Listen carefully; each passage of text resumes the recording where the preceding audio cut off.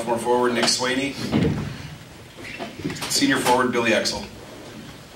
Coach, make an opening statement, and then we'll take questions from the players first.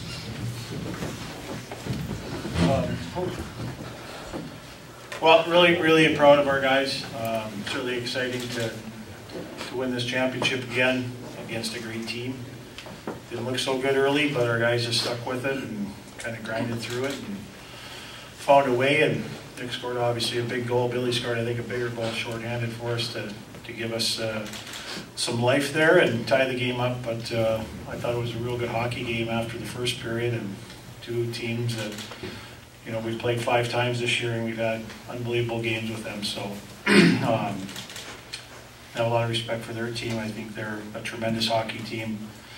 But it was a big win for our guys. Really exciting to move into the tournament after a win like this tonight. Questions for the players, please.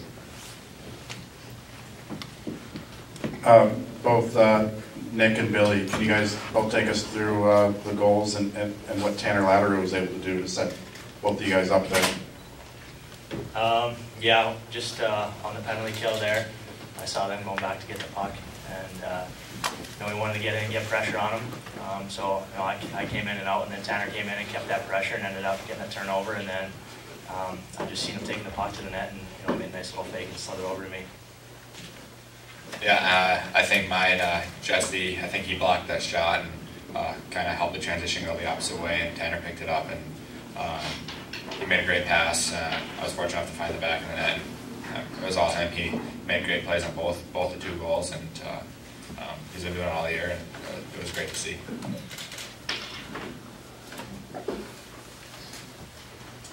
John Gilbert from the Reader up there. Both you guys, it's interesting because we're trying to pick the all-tournament team, and I was trying to pick whoever was the best forward on the UMD team. And it was like a 12-way tie. It was like, I mean, you really couldn't tell who was going to come up and do it and who was coming through because everybody contributed so well. Is that balance something? I mean, you guys just wait for your turn to go out and say, I'll do it this time? I think, you know, when we have 4 strong lines, and then after the first period there, you know, we were missing the centerman, so I think that was a good opportunity for guys to step up in the positions they maybe haven't played before. But in a big game like this, you know, you got to take what you can get, and I think, like you said, everyone stepped up and did a good job and ended up getting the win. Jess Myers from the Rink Live. Nick, what was the conversation on the bench when they were reviewing that potential 3rd goal for St. Cloud, and once that's disallowed, how much of a boost or kind of a lift does that give you, kind of a new life? Yeah, I think we knew we just needed to stick with the game no matter what was going to happen. We knew we had to go back out there and in battle, and obviously it didn't go in, and kind of gave us some life there, and we knew after that one we had to pick up the game and kind of bring it to them. So I think we kind of just stay positive with it, and yeah, it was good. Question for Nick. Nick Maxim with KVSC Radio. Let's talk about the emotions after you made that backhand, that game-winning goal in overtime. Just take us through was it surreal for you? And talk us about the emotions that when you saw that puck hit the back of the net. Yeah, obviously it feels great. Obviously in a big game like this to be able to get that goal is great. But I think just the test to all the hard work that our whole team put in tonight. We've been battling all season, and we were lucky enough to win this the championship. And that was something that we want to do from the beginning of the year. So. I think just the emotion, knowing how happy all the guys were going to be, it was great. For Billy or Nick, kind of take us through the mindset after you guys had to kill back-to-back penalties there in the 2nd period, and what was the energy level at that point after those 2 kills against a good power play in St. Cloud? Yeah, special teams are a big game. We know that they can either win or lose the game, and we know that penalty kill had to step up, and I think that every single guy did a great job there, and it's something that you can use that as your advantage. You can build off that and use that as momentum going forward. So I think that being able to kill those 2 penalties off in the second was big for us, and it kind of gave us a little jump.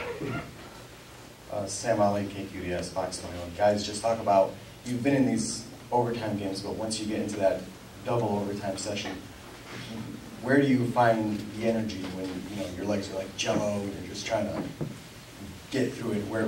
Take us into that kind of mentality. Where do you find that energy? I think, especially going into that second overtime, nobody wants to make a big mistake or have a turnover or anything like that. But I think when you get your opportunity and you take it, that kind of gives you the energy when you see something open.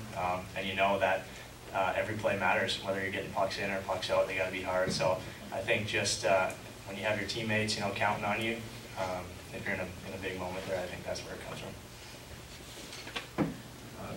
This is Billy, Brian Halverson with Minnesota Hockey Magazine. On paper, or I guess online these days, this game really didn't have a lot of implications to where people were going and all that, but does this game kind of prove, you've been through these battles with St. Cloud for years now, this kind of prove that it doesn't matter when these two teams play, that the competitive juices are going to run high no matter what? Yeah, anytime you get the top two teams in the country in the same goal, and you're going to have a good game, like when we played them in their rink, both good games. So, and when you get into these battles, both teams are preparing. They want, they don't want to lose. So, I think going into the game, knowing who we're going to play and kind of what happened last time we played them, that kind of gave us some motivation to want to come out and win this one. Candace Hargan, U.S. College Hockey Online. St. Cloud got out to a great start. They seemed to jump all over you for the first 10, 12 minutes of the first period. What did you guys talk about at the first intermission, having come out of that and survived that, weathered that storm and come out 1-1? No, you can't repeat that. Just kidding. We knew that we might not came out how we wanted to, but at the end of the period, it was 1-1, and we knew that we had to come back and play a lot better. And I think just staying positive, staying with the game, and we knew that obviously they're a great team, so we knew we were going to have to weather some storms throughout it, and that just happened along the game. And I think that we came out in the second period playing better, and it continued into the third, and obviously both overtimes. Question for both Nick and Billy. You're still down by 1, but how much confidence do you guys have in front of a goalie like Hunter Shepard, who played out of his mind, rightfully earns the MVP of this tournament? Just what does he provide for you guys on the ice? What does he give you as that mental extra lift, having a guy like him be between the pipes? He gives us a lot of energy. Like even yesterday I was saying he's a little bit of our quarterback on faceoffs. He's always telling guys, keeping them honest on the faceoff. So when we know he's back there, and if we make a mistake or something, we know he's going to be there for us. So it's important for us to try to limit his job, what he has to do, but we know he's going to be there. So I think that kind of feeds in playing our defensive game and then working out from there. Go to Matt and then Jess, and then just a couple more from the players. Billy, compare the feeling you guys have right now as conference champions compared to the feeling you had walking out of this building last year, not knowing if your season was still going. Well, definitely where we want to be now. Not last year, last year after, not what we wanted in this tournament. It's definitely a lot different knowing, to get a couple wins here and as a team be building momentum and going into the tournament. Any rituals you guys do as you go deeper into overtime? Changing T-shirts or eating or drinking anything or hydrating? What do you do when you just don't know how late this is going to go? Drink fluids. I don't know. Not too big rituals. Just kind of get fluids in you. Try and keep the legs as fresh as possible. Yeah, I think that's it. Take one or two more. All right, thanks guys. You can head back.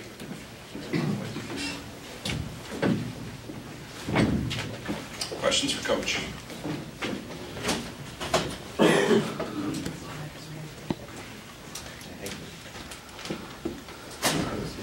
Scott Sandelin, next time here for KVSC Radio, talking to Brett Larson. You say you learned something from you that is, not letting the highs get too high and the lows get too low. And it's exactly where did you come up with that coaching approach where it just seemed to be nothing that seems to rattle you? So I guess talk about where that kind of approach came from and how you can get that to your players to buy into that sort of mentality.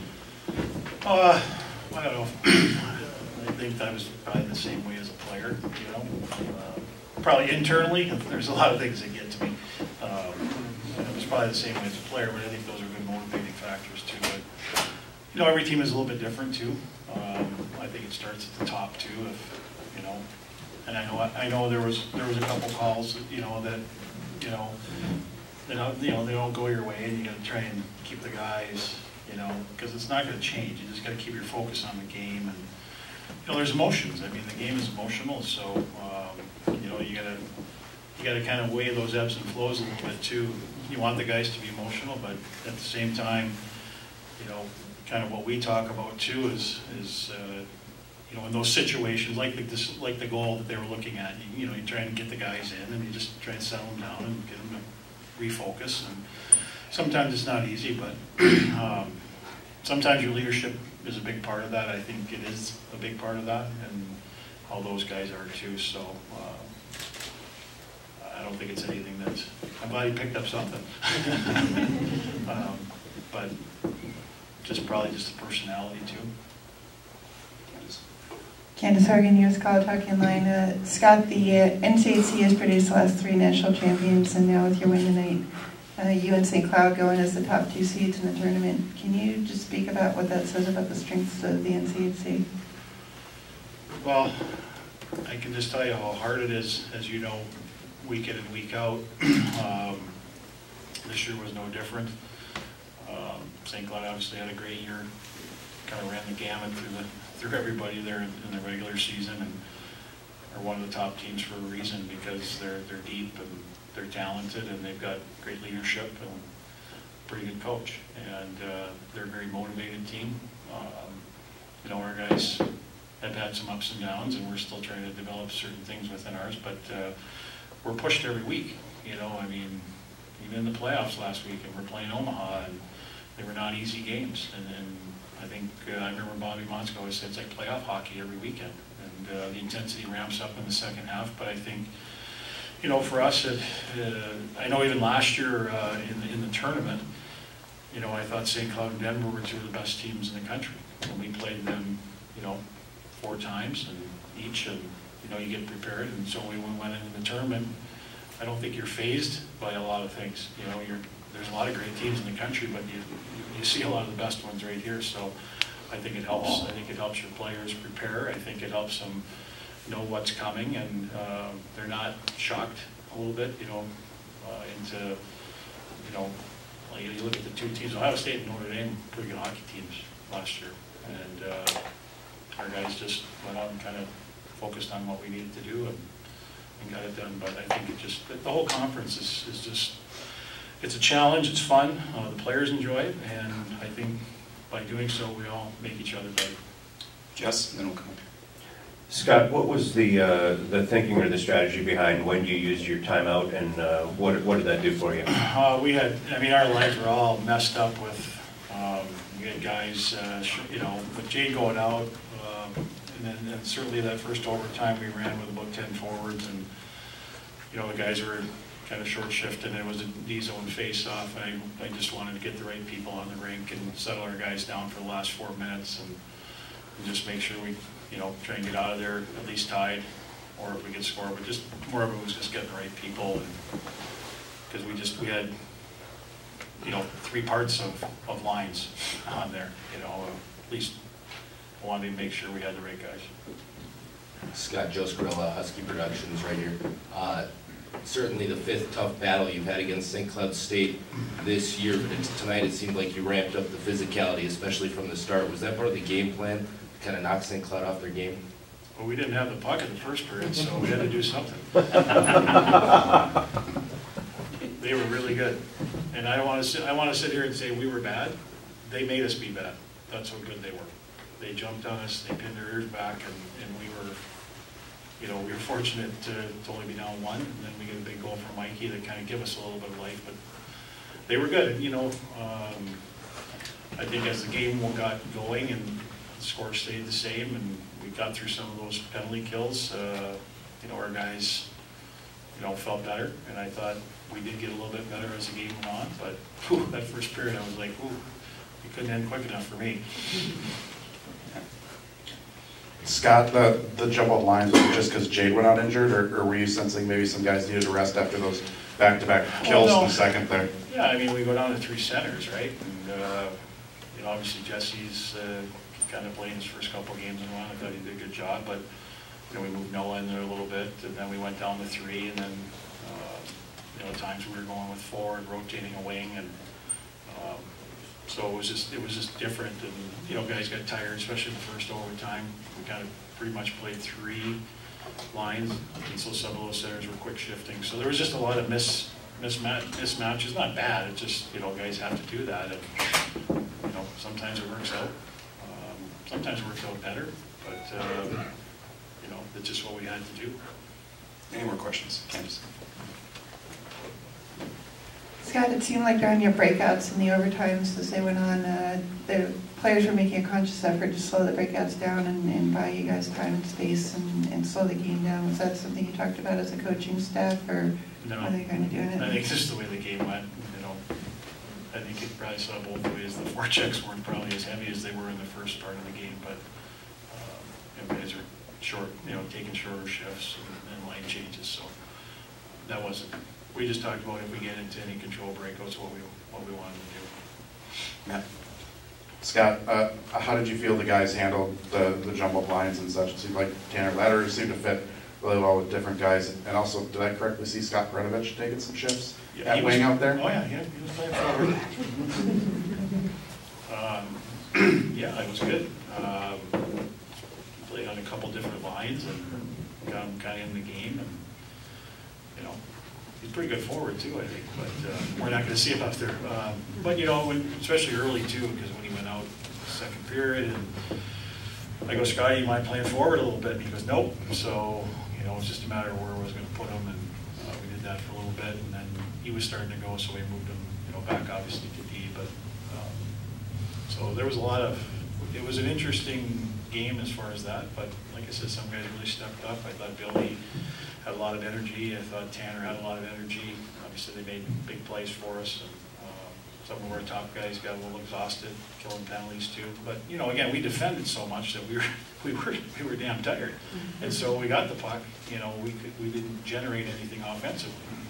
So that'll tire you out too. You know, it's the other way when you're going offensively. You find that it's amazing how much energy you have, but when you have to defend a lot, you don't have that energy, and it's hard to find it. But when you're going the other way, it's amazing how you feel differently and you got that energy. Take 1 or 2 more. Okay. Yep, Matt, and right over here. Scott, Jesse Jocks, maybe expand a little more on how you feel he handled stepping into 2 pretty big games this weekend. Good. You know what? I thought he made some plays. I thought last night he got better as the game went on. Tonight, obviously, I don't think any of our team was great in the first period, but he settled in. I mean, they're big games. Pace is, you know, certainly very good, and they're a team that pressures. And, but I thought he handled it well. Yeah, I thought he handled it well and made some good plays, and for the most part was responsible defensively, which I think is the hardest part, especially against a team like this. So it was good to get him in there. You know, I don't know what the status of Jade's going to be. Obviously, we'll get Jackson back too. So, you know, hopefully, if Jade's status is not good, then you know he's got a couple of good games under his belt moving into next week. Jackson, Just the normals this weekend, right? Last one right down here. Coach, I asked you earlier this week about the Hunter Shepard, and without hesitation, you said he's been the best player this year. Can he do anything else to surprise you with his play, and where does kind of his play rank among just the great goalies in the NBA history? Right at the top. You know, I mean, obviously he's won a national championship for us, but his consistency over the last 2 years has been unbelievable. You know, it's a testament to him, how he approaches things, how hard he works, the competitiveness he's got within him. And he's just a pretty humble guy. And, you know, if he gets a little out of whack, Brant takes care of him. So that's why he's got a goalie coach. And I just leave him alone, you know. We talk about hunting and stuff like that, and that's about it. So I just let him do his thing because he's pretty darn good at it.